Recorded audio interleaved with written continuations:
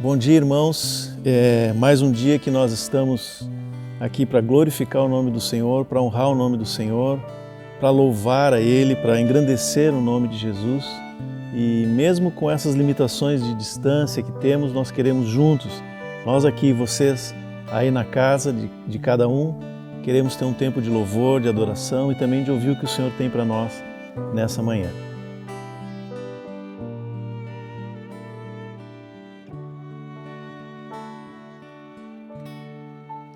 Deus é fiel,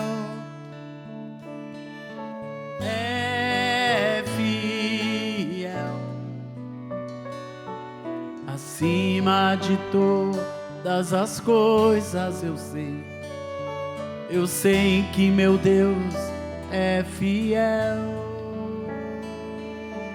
Deus é fiel.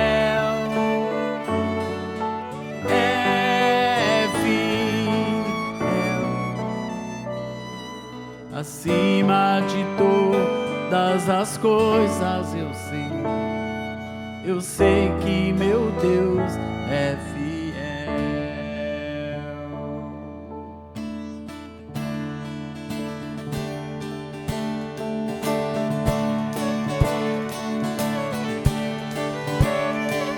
Em meio aos muitos problemas, em meio às lutas sem fim,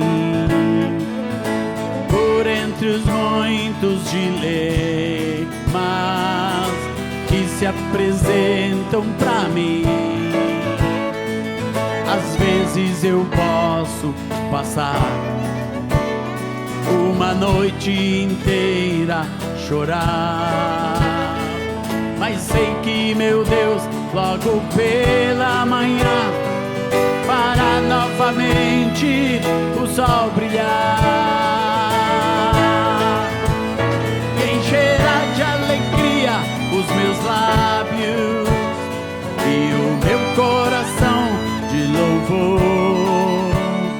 Assim vou descansar, sim, eu vou confiar no seu grande e imenso amor. Deus é fiel, Deus é fiel,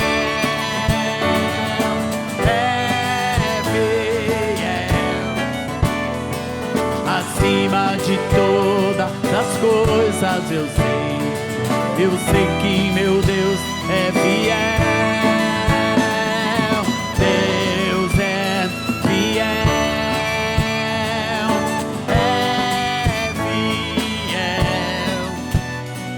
acima de todas as coisas eu sei que meu Deus é fiel. Em meio aos muitos problemas, em meio às lutas sem fim, por entre os muitos dilemas que se apresentam pra mim, às vezes eu posso passar uma noite inteira a chorar, mas sei que meu Deus logo pela manhã para novamente o sol brilhar e encherá de alegria os meus lábios e o meu coração de louvor. Assim vou descansar, sim, eu vou confiar no seu grande e imenso amor. Deus é fiel,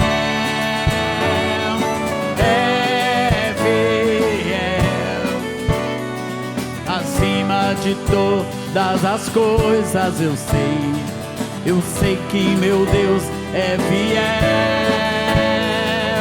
Deus é fiel,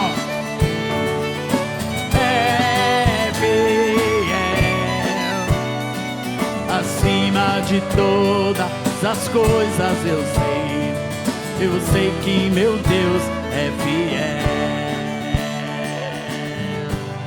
Meu Deus é fiel, Meu Deus é fiel, meu Deus é fiel. Só pra te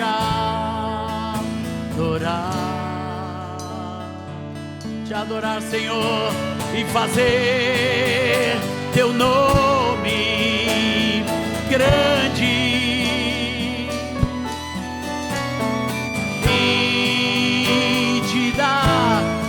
O louvor que é devido. Estamos nós aqui, Jesus, em tua presença reunimos-nos aqui, contemplamos tua face, Senhor, e rendemos-nos a ti, pois um dia tua morte trouxe vida a todos nós e nos deu completo acesso ao coração do Pai, e o véu que separava já não separa mais. A luz que outrora apagada agora brilha, e cada dia brilha mais. Só pra te adorar, só pra te adorar e fazer teu nome grande, e te dar o louvor que é devido. Estamos nós aqui, estamos nós aqui, Senhor, tua igreja, estamos nós aqui.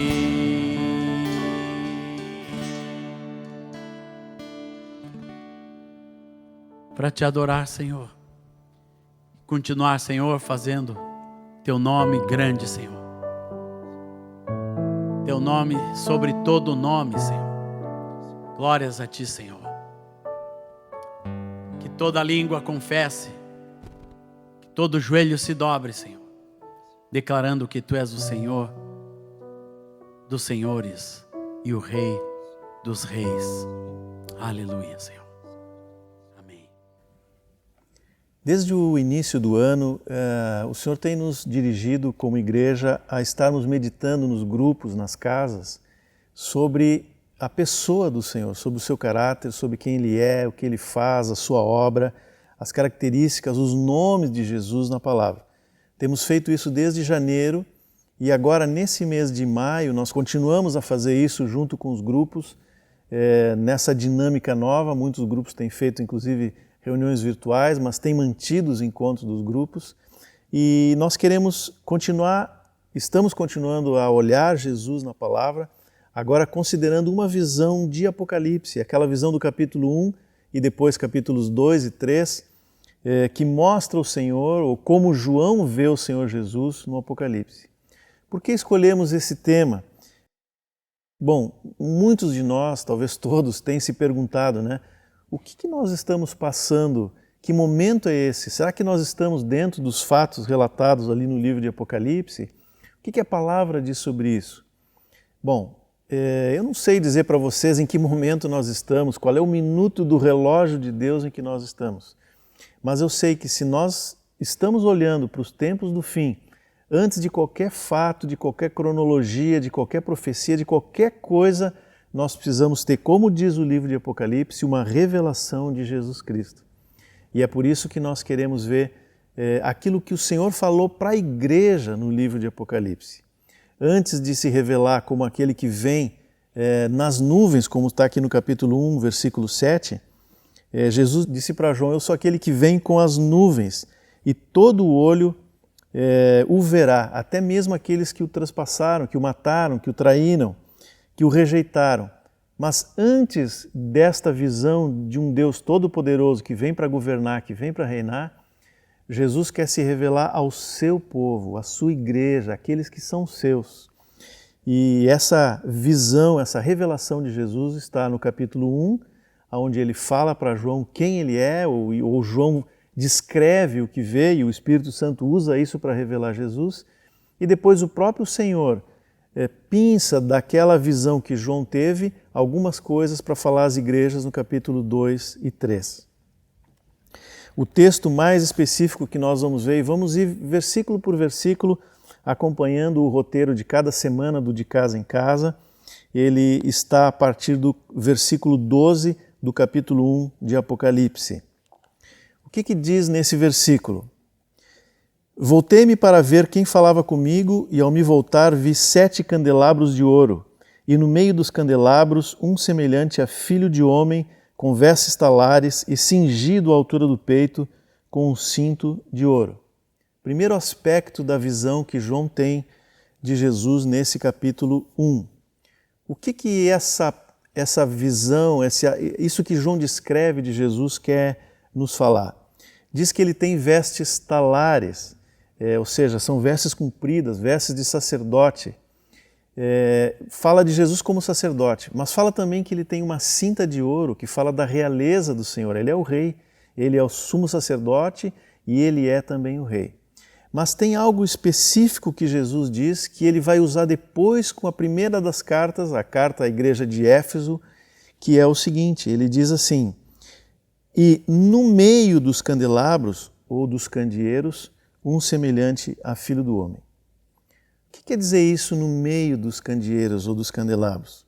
O versículo 20 do capítulo 1 diz que esses candelabros são as 7 igrejas descritas depois do capítulo 2. Éfeso, Esmirna, Pérgamo, Tiatira, Sardes, Filadélfia e Laodiceia. Então, o que Jesus está dizendo para João? O que João vê naquela visão e que depois ele fala à igreja de Éfeso? Jesus está dizendo o seguinte: eu sou o centro da vida da igreja. Eu sou o centro. E isso, para Éfeso, parecia algo muito tranquilo, porque afinal de contas Jesus vai falando da vida daquela igreja, das obras que Éfeso fazia, e ele tem muitos elogios para a obra daqueles irmãos. Ele diz que eles trabalhavam muito, que eles conseguiam discernir o que era de Deus e o que não era, eles sabiam diferenciar entre doutrinas bíblicas, aquela que era a doutrina dos apóstolos e o que não era. Então havia esse elogio do Senhor para Éfeso. Éfeso fazia tudo certo, ou quase tudo, porque na verdade tinha perdido algo essencial. O que Jesus diz? Apocalipse 2:4. Tenho, porém, contra você o seguinte: você abandonou o seu primeiro amor. O que significa isso? O que é o primeiro amor? Nós podemos pensar, e não está errado pensar assim, que é aquele amor que temos lá no início da caminhada com o Senhor. E está correto. Normalmente, quando iniciamos a vida com o Senhor, nós não olhamos para mais nada. Na verdade, nem conhecemos muitas coisas, nós só conhecemos o Senhor Jesus. E por isso temos um imenso amor por aquele que nos alcançou e nos salvou.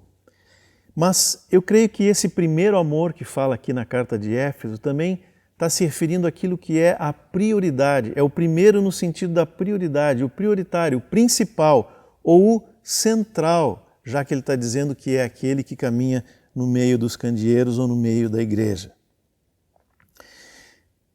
Éfeso tinha muitas coisas para apresentar ao Senhor, mas tinha perdido a centralidade de Cristo na sua vida. E isso é algo que Éfeso já teve antes, porque o Senhor disse: vocês abandonaram isso. Se nós formos olhar, por exemplo, as cartas de Paulo à igreja de Éfeso, nós vamos ver que essa é uma igreja que recebeu uma revelação tremenda, tremenda de Jesus. Teve um papel importante naqueles primeiros anos da igreja na Ásia,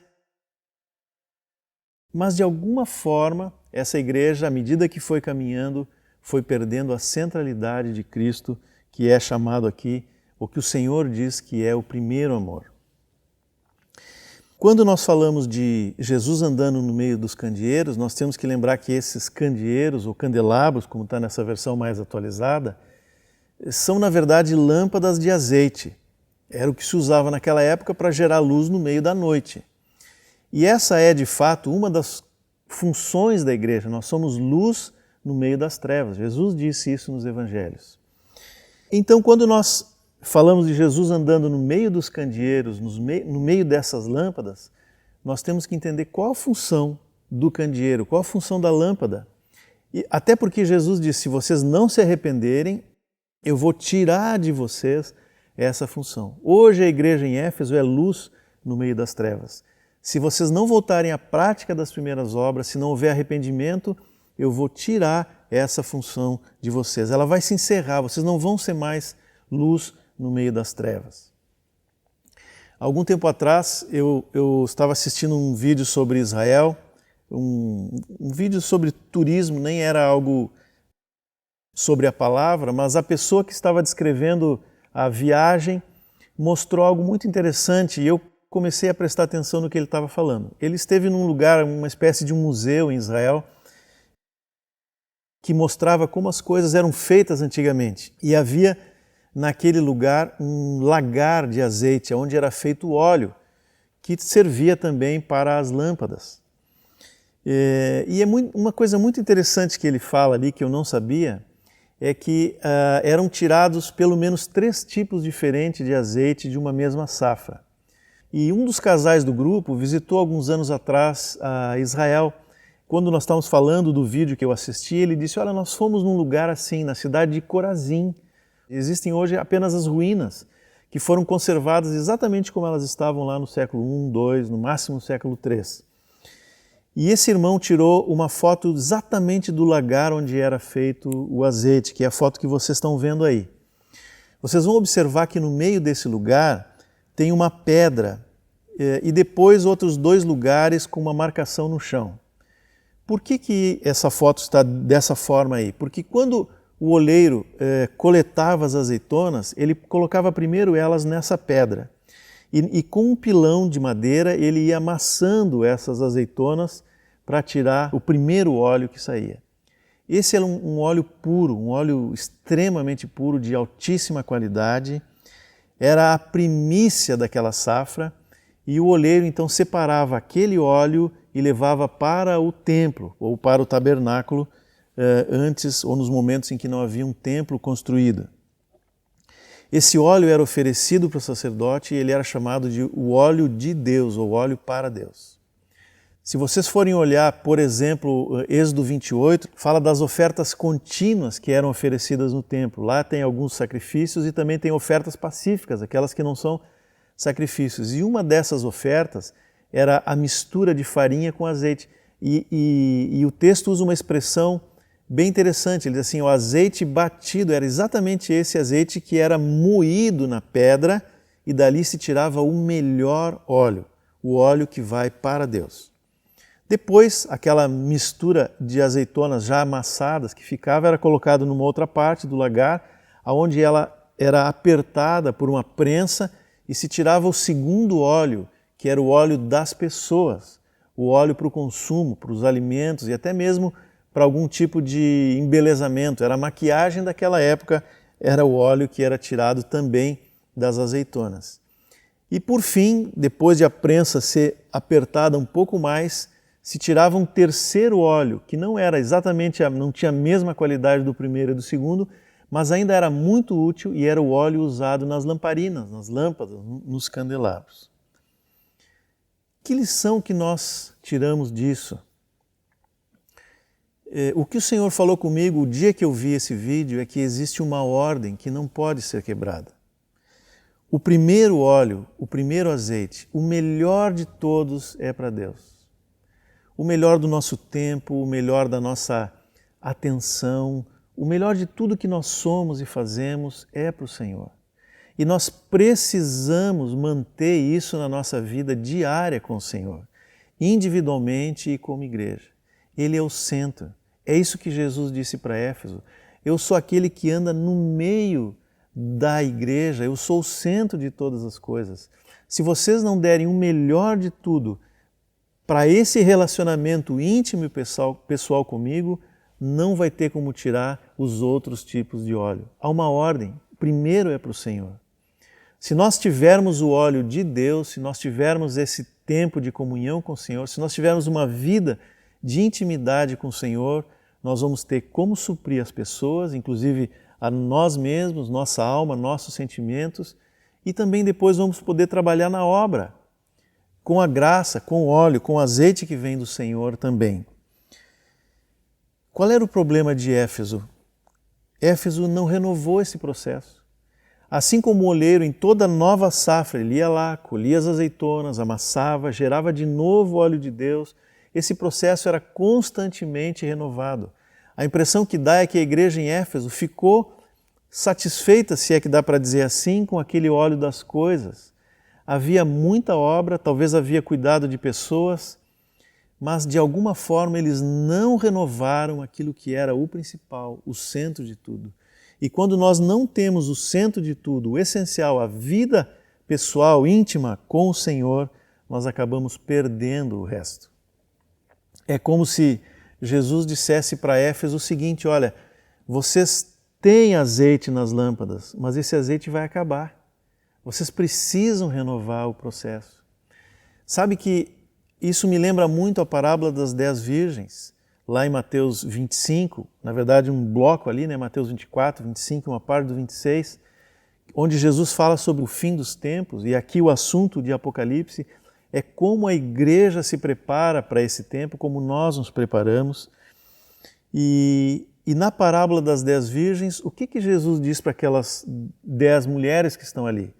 O fato de serem nomeadas como 10 virgens me diz que são elas todas parte da igreja, porque é o que Paulo diz quando ele diz: eu vou apresentar vocês como virgem ao seu noivo, ao seu esposo. Todos nós somos como essas 10 virgens. E todas temos azeite na lâmpada. Todos nós somos luz no meio das trevas. Mas esse azeite só não é suficiente. O que nós fazemos, como nós nos portamos no meio da sociedade ou até mesmo no meio da igreja, pode não ser suficiente se nós não temos uma vida íntima e profunda com o Senhor. Essa outra foto que vocês estão vendo, ela mostra como eram pequenas aquelas lâmpadas que as pessoas usavam durante a noite para caminhar, para ir de um lugar para o outro, né?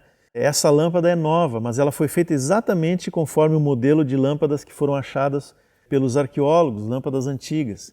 Uma lâmpada bem pequenininha, cabe na mão, uma porção pequena de azeite. É isso que Jesus estava dizendo na parábola das 10 virgens. Se nós ficarmos apenas com o azeite que temos para as coisas, para o que fazemos, para a obra, esse azeite acaba. Nós precisamos ter uma porção extra, um azeite que é pessoal, que não é transferível. As 5 virgens nécias pediram para as outras: olha, vocês nos deem do azeite de você, e elas disseram: nós não podemos, é nosso, é pessoal. Não pode ser gerado por outra pessoa, é algo que é gerado na relação minha pessoal com o Senhor. E nós precisamos ter esse azeite. Irmãos, os dias que vêm pela frente são dias difíceis. A continuidade do texto lá de Mateus 24, o final do texto de Mateus 24, vai mostrar que nós vamos ser perseguidos, nós vamos ser odiados de todas as nações. Nós precisamos ter muito óleo, muito azeite. Nós precisamos que o Senhor Jesus seja o centro da nossa vida. Se Ele for o centro, nós podemos perder qualquer coisa, podemos perder posição, podemos perder bens, podemos perder pessoas, podemos perder a saúde e até a vida. Podemos perder tudo nesse mundo, mas não perdemos o essencial, que é aquele que caminha no meio dos candeeiros. Amém? A visão continua e João descreve outro aspecto daquilo que ele vê em Jesus. Apocalipse 1:14 diz o seguinte: a cabeça e os cabelos dele eram brancos como alva lã, como neve. Os olhos eram como chama de fogo. Os seus pés eram semelhantes ao bronze polido, como que refinado numa fornalha. Cabeça e cabelos brancos, pés de bronze, olhos como chama de fogo. O que essa visão nos diz? Esse aspecto da visão de Jesus fala da sua justiça, dele vindo para exercer justiça. Jesus está dizendo para a igreja, eu vou vir em breve para exercer juízo sobre toda a terra. A forma como João descreve Jesus não é apenas de um juiz que vem em nome de alguém para exercer justiça. Não, Jesus é a justiça. Essa característica está nele, da cabeça aos pés, e os olhos como chama de fogo. Ele é a justiça. Nós não temos justiça em nós mesmos. Por isso que a palavra diz, Paulo diz em Colossenses 3, que nós nos despimos da velha natureza e recebemos nova veste, a nova natureza, que é exatamente a justiça de Jesus que vem sobre nós. São as vestes de justiça dos santos, aquilo que o Espírito Santo agora vai fazer através de nós, próprio de Jesus. Mas Jesus, ele é a justiça. E é assim que ele se revela para João nesse trecho do capítulo 1. Mas é assim também que ele fala para Tiatira, no capítulo 2, do versículo 18 ao 29. Especialmente quando ele diz que tem os olhos como chama de fogo. Nós não precisamos ler lá, mas pelo contexto da carta de Tiatira, e os irmãos vão ver isso no grupo essa semana, porque esse é o tema da semana que está iniciando agora, vocês vão ver que Tiatira era uma igreja onde havia muita coisa, muita confusão lá dentro, muita coisa oculta. Inclusive Jesus diz no versículo 22 que ele vai ser conhecido por aqueles irmãos, ou por aquela igreja, por aquela cidade, como quem sonda mente e corações e vai retribuir a cada um segundo as suas obras. Agora, que obras que são essas? Bom, pelo contexto fica claro que não são as obras que se vê no exterior, porque Jesus está dizendo que ele é aquele que tem os olhos como chama de fogo, ou seja, ele penetra lá dentro e vê a motivação do coração. Para o Senhor, não é o resultado que conta, mas aquilo que está lá no coração e que moveu as obras que nós vemos do lado de fora. E é isso que Ele quer fazer conosco hoje, não lá no dia do juízo. Ele quer hoje examinar o nosso coração, limpar o nosso coração, para que tudo que nós fazemos aqui fora seja uma expressão da verdade e da obra do Espírito Santo dentro de nós. O Espírito Santo quer examinar o nosso interior. E não adianta a gente tentar esconder aquilo que está lá dentro, porque Ele tem os olhos como chama de fogo. Eu não sei se vocês já passaram por essa experiência, quando alguém bate na porta, né, ou toca lá no interfone e diz assim, vim te fazer uma visita, e não avisou. E aí a gente sai correndo para esconder alguma coisa que está em cima da mesa, põe no armário, põe na gaveta, e a pessoa entra, né? E eu ainda acrescento assim, olha, não vai reparar na bagunça. É só ele abrir o armário e a gaveta que ele vai ver o que estava acontecendo lá. Para o Espírito Santo nós não precisamos dizer isso, porque ele sabe a bagunça que é a nossa vida. Mas ele vem exatamente para arrumar as coisas no nosso interior. E é por isso que nós precisamos deixar que o Espírito sonde o nosso interior, porque o Senhor é aquele que tem os olhos como chama de fogo. Em Tiatira, nessa igreja, havia muita mistura, muita idolatria. O ídolo é aquele que recebe adoração, atenção e cuidados em lugar de Deus. Deus deveria receber adoração, mas alguém recebe essa adoração no lugar do Senhor. Aí nós podemos dizer, bom, eu estou fora, nem vou passar isso aqui porque eu nunca fui idólatra, nunca adorei outros ídolos, esse não é um problema meu.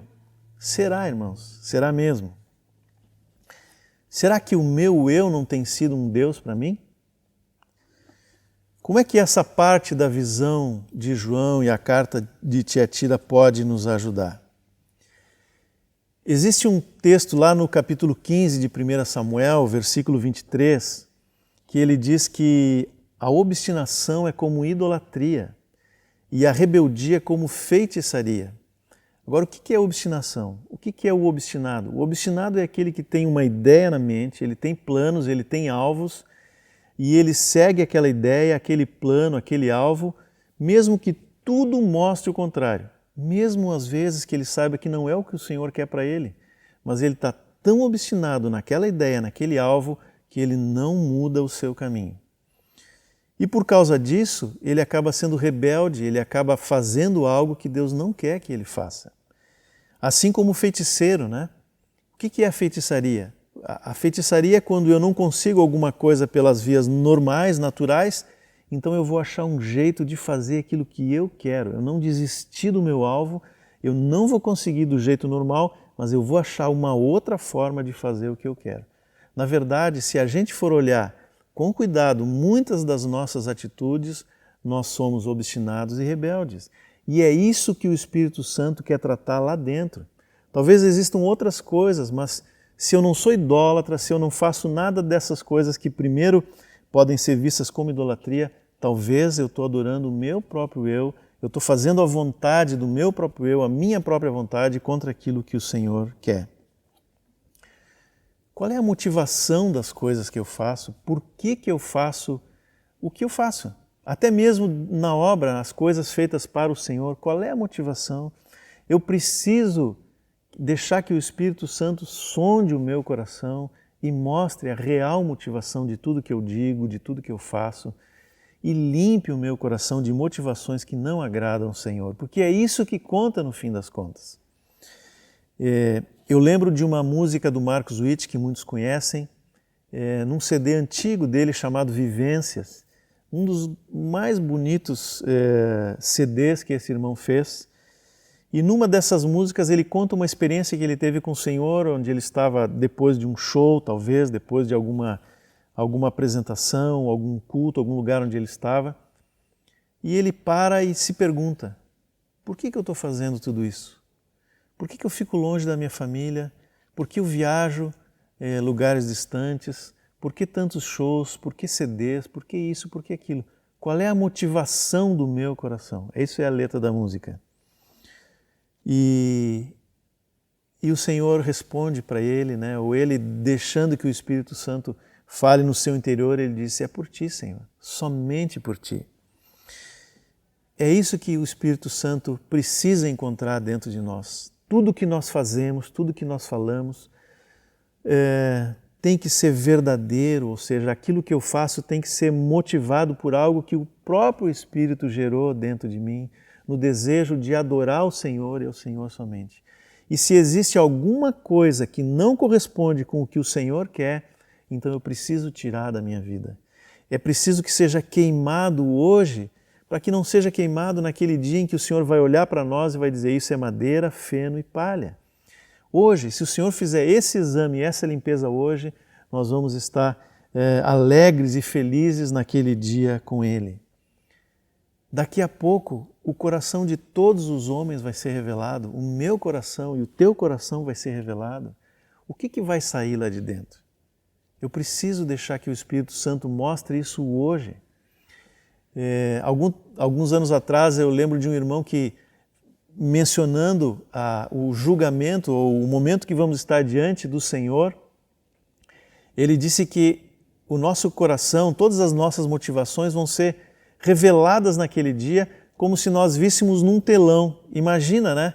Todas aquelas coisas escondidas lá dentro que nós não falamos para ninguém, aquele real motivo pelo qual eu fiz isso ou aquilo, ninguém sabe, só eu sei, e sei que aquilo não agrada o Senhor, mas de alguma forma eu nunca tratei daquela área, vai aparecer lá no telão. Não sei se vai ser assim, mas o fato é que naquele dia o nosso coração vai ser revelado. Por isso é preciso deixar que o Senhor limpe, purifique o nosso coração agora, enquanto há lugar de arrependimento, enquanto há graça se manifestando, enquanto Ele pode nos curar e nos tratar. Amém? Continuamos com a visão de João no capítulo 1 e na sequência nós lemos o capítulo 14 e um pedaço do 15. Na sequência, a segunda parte do versículo 15 diz assim, a voz era como som de muitas águas, Na mão direita ele tinha 7 estrelas e da sua boca saía uma afiada espada de 2 gumes, e o seu rosto brilhava como o sol na sua força. O que esse aspecto da visão de Jesus tem para nos dizer? O que ela revela aqui? Essas 3 coisas falam da proclamação da verdade. A espada afiada é a verdade, nós sabemos disso, a própria Bíblia descreve isso em outros lugares. E ela aqui é proclamada de forma potente, em volume alto, como o som de muitas águas, por aqueles que são os mensageiros de Deus, as 7 estrelas, como está no versículo 20, os 7 anjos das 7 igrejas, no sentido daquele que tem uma mensagem a transmitir, com poder, ou seja, proclamamos a verdade com poder em nome do Senhor. E quando isso acontece, quando essa verdade é proclamada de forma muito clara para que todos ouçam, Jesus é visto como a luz do sol, ou seja, sem sombras, de forma muito clara, não há dúvida sobre quem ele é. Eu creio que há uma sequência aqui na visão de João, né? Primeiro, o Senhor se mostra como aquele que é o centro da igreja, a centralidade de Cristo. Depois ele quer tratar com a nossa vida interior, com o nosso coração, para que tudo seja verdadeiro e santificado pelo próprio Senhor. Quando isso acontece, quando ele é o centro da nossa vida e quando a nossa vida está sendo santificada e é verdadeira, então ele pode nos usar para proclamar a sua verdade. A centralidade de Cristo, uma vida santa e agora a centralidade da palavra. E é interessante porque esse aspecto da visão do capítulo 1, Jesus vai usar para falar para 2 igrejas, para a igreja de Pérgamo, que está no capítulo 2, do 12 ao 17, e depois para a igreja de Sardes, no capítulo 3, de 1 a 6. Mas especialmente a igreja de Pérgamo, porque ali naquele lugar havia irmãos, havia a presença da igreja do Senhor num local que era um local terrível. A descrição que Jesus faz de Pérgamo ali no capítulo 2 de Apocalipse é que aquela igreja estava no lugar ou no meio da cidade onde estava o trono de Satanás. Eu não sei se alguém dos que estão aí em casa ouvindo ou que vão ver esse vídeo depois já visitou a Ilha dos Museus em Berlim. Nesse local tem um museu chamado Museu de Pérgamo e a atração principal do museu é o altar de Pérgamo, que é provavelmente isso a que Jesus estava se referindo aqui na carta de Pérgamo. Pérgamo era uma cidade de grande idolatria, de panteísmo, muitos deuses gregos, romanos, mais até do que Atenas. E nós não temos uma descrição no livro de Atos ou nos evangelhos, ou nas cartas de Paulo maior sobre Pérgamo, mas nós temos aquela descrição que Paulo faz de Atenas, que era uma cidade muito parecida com Pérgamo, muitos deuses. Paulo chegou a ficar tonto, eu acho, no meio de toda aquela confusão de idolatria. Pérgamo era assim também, talvez até pior do que Atenas. E o evangelho entrou naquela cidade. Alguns se converteram, talvez maridos se converteram e as esposas continuaram na sua vida de antes, ou o contrário, ou filhos, ou pais, ou um se converteu, mas o amigo, o vizinho não. Era muito difícil para esses irmãos se manter puros na palavra e naquilo que receberam do Senhor. E alguns fizeram isso, e inclusive pagaram com o preço da própria vida. Mas outros, de alguma forma, foram cedendo ou foram se misturando com aquilo que recebiam ali naquele lugar. E Jesus compara a ação dessas pessoas com aquilo que fez Balaão. Vocês lembram lá, livro de Números 22, 23, descreve a história de Balaão, que foi contratado pelos moabitas, né, para amaldiçoar Israel. E ele não conseguiu fazer isso. Deus não permitiu que ele amaldiçoasse Israel. Mas nós vamos ver na palavra que ele depois ensinou os moabitas uma estratégia que fez com que o próprio povo se prostituísse e adorasse os ídolos, e ele mesmo, o povo de Israel, se colocou numa posição em que seria amaldiçoado por causa do que dizia a lei de Moisés. Isso, ou algo parecido com isso, era o que estava acontecendo ali na igreja em Pérgamo. Por isso Jesus se apresenta para eles como aquele que tem a espada afiada de 2 gumes. Agora, o que nós aprendemos com isso? Nos dias de hoje, nós precisamos proclamar a verdade de forma clara e firme. E essa verdade é a espada afiada de 2 gumes. Assim como aquelas estrelas estavam na mão do Senhor, na visão de João, nós como estrelas ou como mensageiros, como anjos do Senhor, nós precisamos ser fiéis na sua mão em apresentar a verdade como uma espada afiada. A palavra diz que essa espada divide.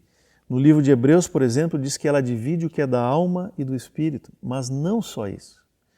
O próprio Senhor usou a figura da espada em Mateus 10, diz: aquele que me confessar diante dos homens, eu confessarei diante de meu Pai. E aí no versículo 34 ele diz assim: vocês pensam que eu vim trazer paz? Eu vim trazer espada. E ele continua dizendo que essa espada divide até mesmo os relacionamentos mais próximos. Ela traz divisão, ela traz separação entre aquilo que é santo e o que não é santo. Mesmo entre pessoas da mesma família, entre amigos, os relacionamentos mais diversos. Se nós formos ler o que esse texto diz, nós vamos ver exatamente que esse é o efeito da palavra de Deus. Irmãos, nos dias que nós estamos vivendo ou que vamos viver daqui para frente, nós vamos experimentar situações em que vamos ter que fazer escolhas, e muitas vezes escolhas difíceis. Ou nós nos colocamos do lado da palavra de Deus, ou nós nos misturamos, como aconteceu ali na igreja de Pérgamo. Muitas vezes nós vamos precisar nos afastar de pessoas, ou vamos precisar tomar posições claras onde trabalhamos, onde vivemos, para que a palavra de Deus seja proclamada como verdade. Aliás, nós não precisamos andar temerosos de proclamar a verdade. Nós temos visto que o mundo proclama destruição a todo momento, seja verdadeira ou criada, a destruição é apontada a todo momento nas mídias. Há um temor sendo insuflado no coração das pessoas, com razão ou sem razão, e nós muitas vezes esquecemos que nós temos uma verdade a proclamar, que transforma pessoas, que pode gerar temor e conversão pelo trabalho do Espírito Santo na vida de pessoas.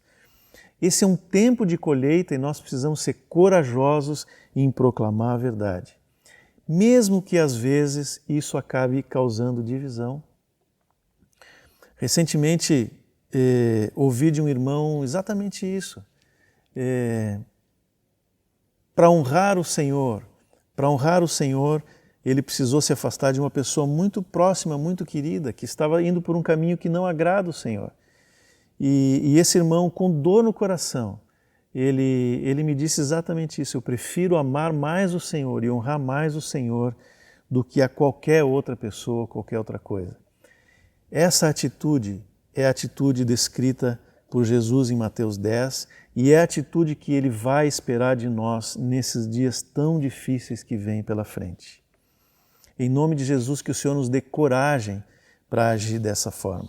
Depois dessa visão tremenda de Jesus, o versículo 17 do capítulo 1 diz que João caiu aos seus pés como morto.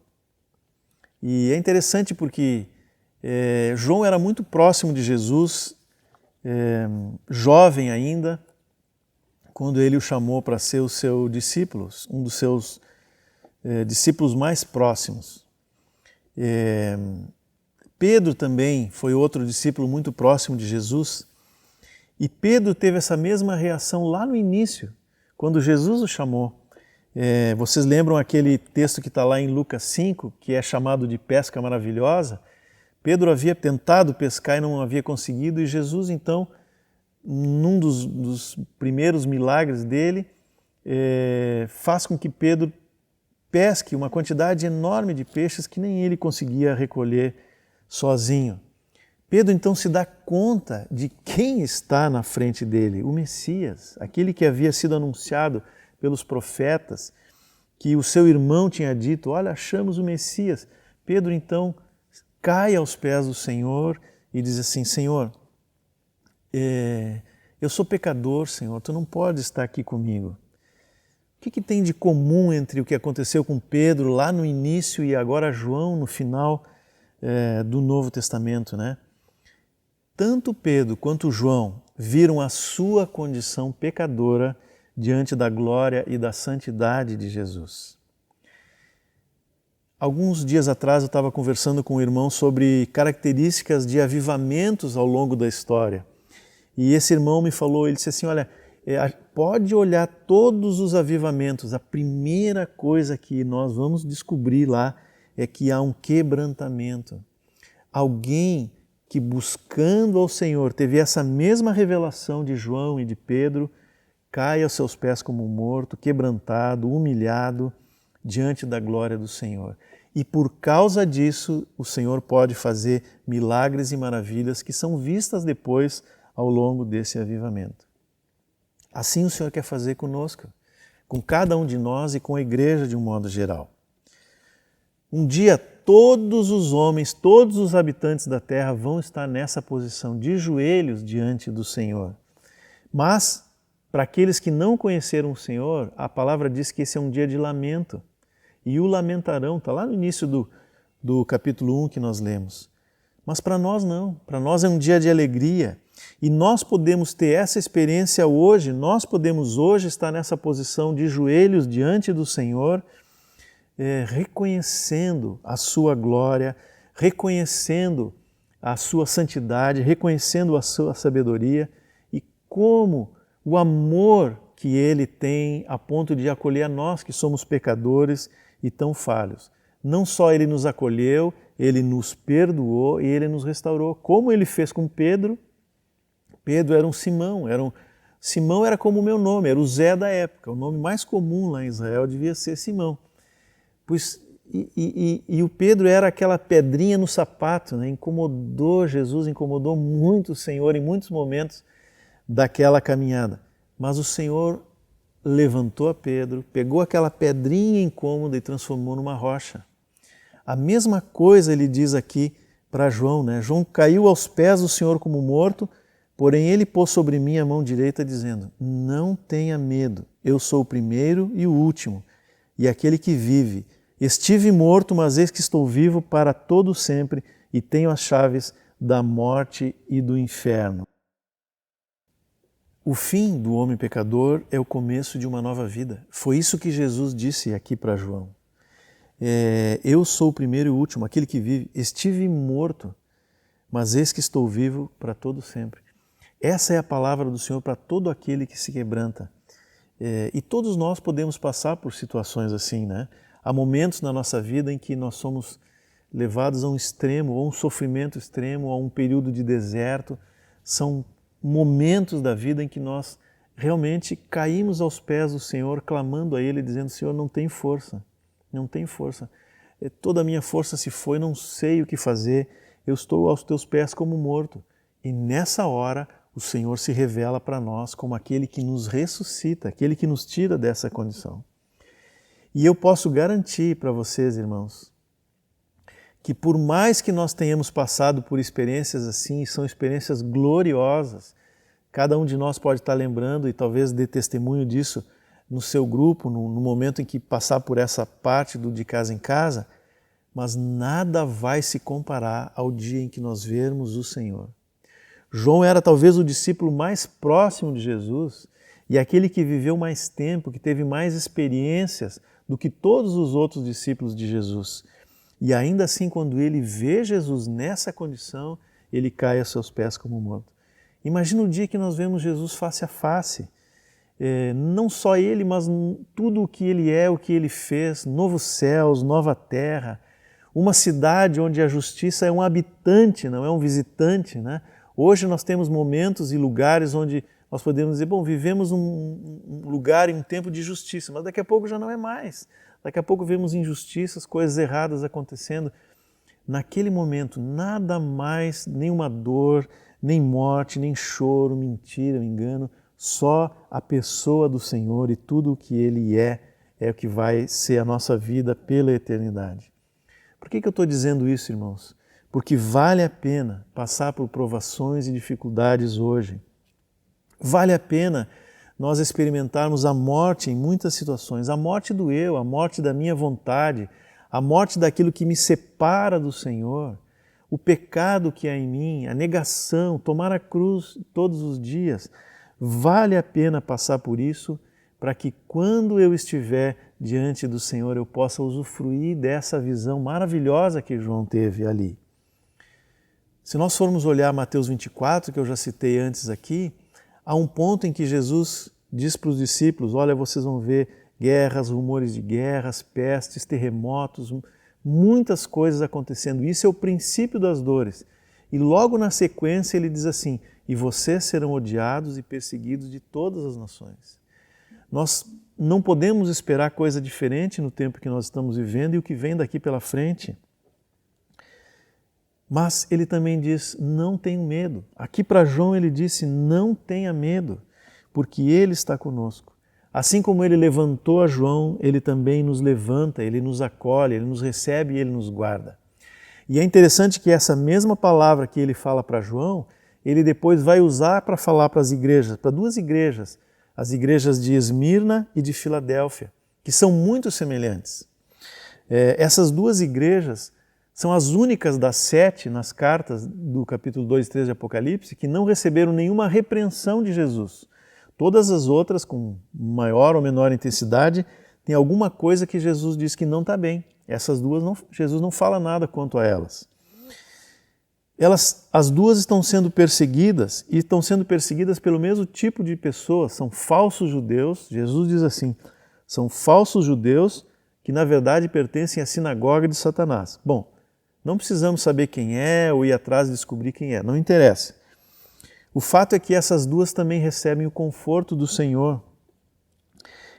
Ele diz, eu sou a ressurreição e a vida. E tenho as chaves da morte e do inferno, mesmo que vocês passem por situações difíceis. Agora tem uma diferença. Para Esmirna, Jesus diz o seguinte, olha, alguns de vocês vão ser postos na prisão, ainda que por um tempo, um período de tempo. E alguns vão ter que resistir até a morte. Mas não tenham medo, porque eu sou a ressurreição e a vida. Eu tenho as chaves da morte e do inferno. Nada vai poder prender vocês, nem uma prisão, e nem mesmo a morte. Eu venci a morte e tenho as chaves. Satanás não pode vencer vocês. É isso que Jesus diz para Esmirna. Para Filadélfia, ele diz algo diferente. Ele fala da perseguição, fala dos falsos judeus, mas ele diz, eu vou guardar vocês da hora da provação que há de vir sobre toda a terra, para testar os que habitam sobre a terra. E o que nós aprendemos com isso, irmãos? Bom, nós não sabemos o que vamos ter que passar, nós não sabemos o que vem pela frente. Sabemos que vai ser um tempo de perseguição, onde vamos ser odiados e perseguidos em todo o mundo. Isso é claro, a palavra do Senhor diz isso. Não sabemos se isso vai ser agora, daqui a alguns anos ou daqui a décadas. Eu espero que seja logo, porque o que vem depois é a volta do Senhor. Mas vamos passar por perseguição. Para alguns, como Esmirna, isso vai levar a situações de extremo sofrimento. E para outros não. Mas o certo, o comum entre todos nós é que nós vamos ser guardados e sustentados pelo Senhor. Ele diz para aqueles irmãos em Esmirna que mesmo que eles venham a morrer por causa do Senhor, Ele tem a coroa da vida reservada para cada um deles. Ele é a ressurreição e a vida. Todos nós, se vivemos em perfeita comunhão com o Senhor, não vamos ser abalados com qualquer dificuldade. Pode ser um sofrimento extremo, pode ser uma perseguição em que Satanás tenta fechar uma porta. Para a igreja de Filadélfia, ele diz, olha, vocês têm uma porta aberta, o diabo está tentando fechar essa porta, mas não pode fechar porque eu tenho as chaves. Se eu abrir, ninguém vai fechar. O Senhor nos garante que Ele vai cuidar da nossa vida, da nossa família, daquilo que nós somos, do nosso testemunho, da nossa vida com Ele, se nós estivermos em completa e perfeita comunhão com o Senhor. E isso é de extrema importância no tempo que nós estamos vivendo. Sabe por quê, irmãos? Porque a visão que João teve não termina aí. Tem mais uma carta, mais uma igreja para quem Jesus se dirige, e ele usa de novo uma expressão que ele usou para João aqui, no capítulo 1, como sendo ele, Jesus, a fiel testemunha, ele usa também para falar a igreja de Laodiceia. Agora, a condição de Laodiceia era muito diferente de todas as outras. Se nós falamos que para Esmirna e Filadélfia Jesus não tem nada a falar de repreensão, no caso de Laodiceia não há nenhum elogio, há só repreensões. A condição espiritual dessa igreja é terrível. Ela vive em falsidade, em aparência, não é uma vida verdadeira. E o pior de tudo é que ela não enxerga a condição, porque é cega. O Senhor Jesus diz a respeito de Laodiceia que ela pensa que ela é rica, que está abastada, que não precisa de coisa alguma, mas ele diz assim, na verdade tu és miserável, pobre, cego e nu. Não conhece a sua própria condição. E porque não conhece a sua condição, porque não se dá conta da sua condição, mas tem essa aparência de que está tudo bem, ela vive então numa condição de mornidão. Se soubesse a condição que está, cairia aos pés do Senhor como morto, como fez João, mas não sabe. Então ela continua ali naquele estágio morno, e é por isso que o Senhor rejeita essa igreja. Nós não sabemos detalhes da situação de Laodiceia no momento em que João escreveu o Apocalipse, em torno do ano 90. Nós não sabemos como estava essa igreja. Mas nós temos um indicativo, através da carta de Colossenses, que já havia uma preocupação de Paulo quanto àqueles irmãos. Se vocês forem olhar lá no capítulo 2 de Colossenses, por exemplo, versículo 1, Paulo diz assim, quero que saibam quão grande tem sido a nossa luta por vocês, os colossenses, pelos que moram em Laodiceia e por muitos outros que não me viram face a face. Depois ele continua falando o porquê que ele tinha essa preocupação, porque essa luta interior de Paulo com esses irmãos. E aí no versículo 8 ele diz assim, tenham cuidado para que ninguém venha a enredá-los com sua filosofia, vãs sutilezas, conforme a tradição dos homens, conforme os rudimentos do mundo e não segundo Cristo.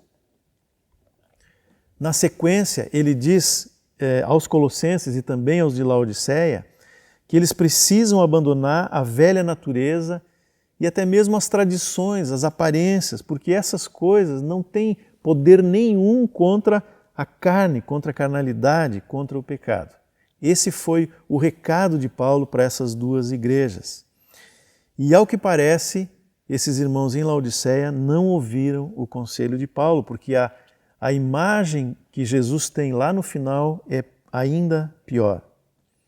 Por isso Jesus se apresenta para a igreja de Laodiceia como sendo a fiel testemunha, a fiel testemunha.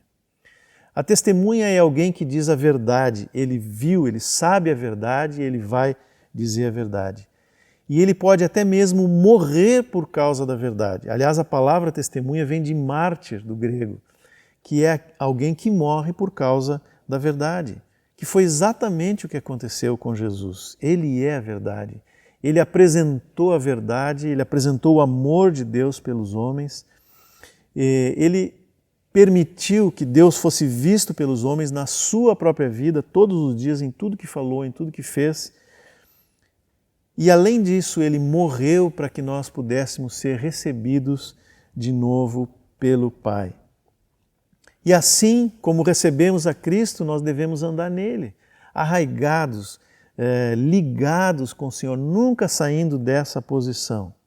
Mas as sutilezas, a vã sabedoria, os rudimentos do mundo podem nos tirar dessa posição sem que a gente se dê conta. O engano na igreja de Laodiceia era tão grande que Jesus saiu do meio deles e eles nem perceberam. No próprio texto diz que Jesus bate a porta e pede para entrar, ou seja, ele estava do lado de fora. O que nós aprendemos com esse aspecto da visão de João e a carta de Laodiceia? Olhando para trás, para tudo que falamos até agora, o Senhor precisa ser o centro da vida da igreja, o centro da nossa vida, centralidade de Cristo. A palavra precisa estar no centro, centralidade da palavra. A nossa vida tem que ser uma vida verdadeira, transparente, santificada, constantemente limpada e santificada com o Senhor. E a cruz precisa ser uma constante. Todo dia eu tenho que tomar a minha cruz. Se isso acontece, a presença do Senhor vai ser uma verdade na minha vida, na minha casa, naquilo que eu faço. Mas se essas coisas não estão presentes, o Senhor vai ter que sair. Ele sai. Ele sai e a minha situação é como a de Laodiceia. Talvez alguém possa se ver em algumas dessas situações que nós mencionamos aqui nessa manhã, e talvez alguém pode estar numa situação tão complicada, tão grave, que diga assim, bom, eu sou Laodiceia, eu estou como Laodiceia. E talvez não tenha mais solução para a minha vida, não tem solução para a minha situação.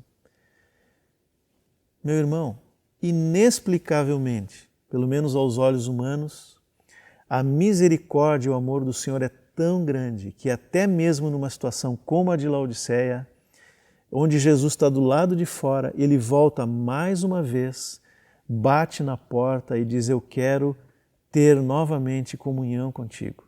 Se alguém ouvir a minha voz e abrir a porta, eu quero entrar, quero cear contigo, quero ter comunhão contigo.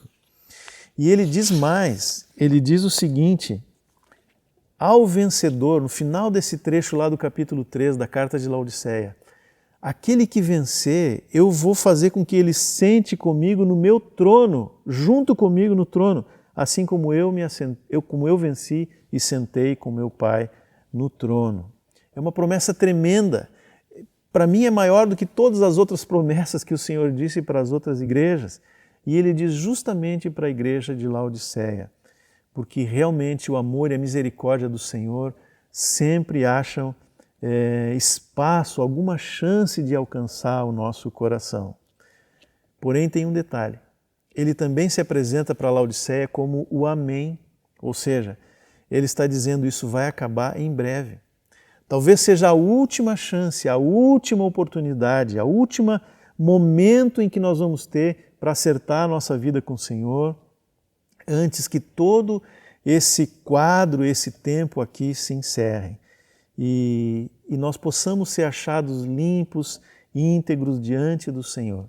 É por isso que ele termina essas cartas com a mesma frase que termina as outras cartas às igrejas, né? Quem tem ouvidos para ouvir, ouça o que o Espírito diz às igrejas. E o que o Espírito diz às igrejas? Está lá no final, Apocalipse 22, versículo 16, diz assim, eu, Jesus, enviei o meu anjo para dar testemunho dessas coisas a vocês nas igrejas. Eu sou a raiz e a geração de Davi, a brilhante estrela da manhã. O Espírito e a noiva dizem, vem. Aquele que ouve, diga, vem. Aquele que tem sede, venha, e quem quiser, receba de graça a água da vida. Irmãos, nós estamos chegando nos últimos dias. Como eu disse no início, eu não tenho o relógio de Deus, não sei qual o minuto que nós estamos, mas nós estamos muito próximo de ver todos esses fatos aqui se cumprindo. Talvez por isso o Senhor tenha permitido que nós estejamos um tempo parados, mais em casa, em comunhão com a família, um tempo de reflexão, de olhar para dentro, de ter mais tempo para ler a palavra, para orar, para ter comunhão com o Senhor, para se derramar na presença dEle. E eu sei que muitos irmãos têm feito isso, glória a Deus, porque isso tem acontecido. Mas esse tempo vai acabar. Como que eu vou me portar daqui para frente? Eu vou voltar à minha vida normal? Ou eu vou estar diante do Senhor sabendo que nós estamos nos últimos dias? Eu queria incentivar os irmãos que não percam tudo aquilo que Deus fez na nossa vida nesses dias, tudo aquilo que Ele está fazendo na nossa vida nesses dias. Quando nós começarmos a voltar ao normal, e muitos já estão voltando ao normal das suas vidas, talvez não aqui em Porto Alegre, mas em outros lugares que estão me ouvindo, vamos lembrar que o Senhor está nos preparando. Antes de se apresentar ao mundo, Ele se apresenta para a igreja e Ele se apresenta da forma como se apresentou a João para que nós estivéssemos prontos, alegres, felizes e dizendo junto com o Espírito, vem Senhor Jesus, vem Senhor Jesus. Que essa palavra possa trazer consolo, mas também um alerta importante para cada um dos irmãos, em nome de Jesus.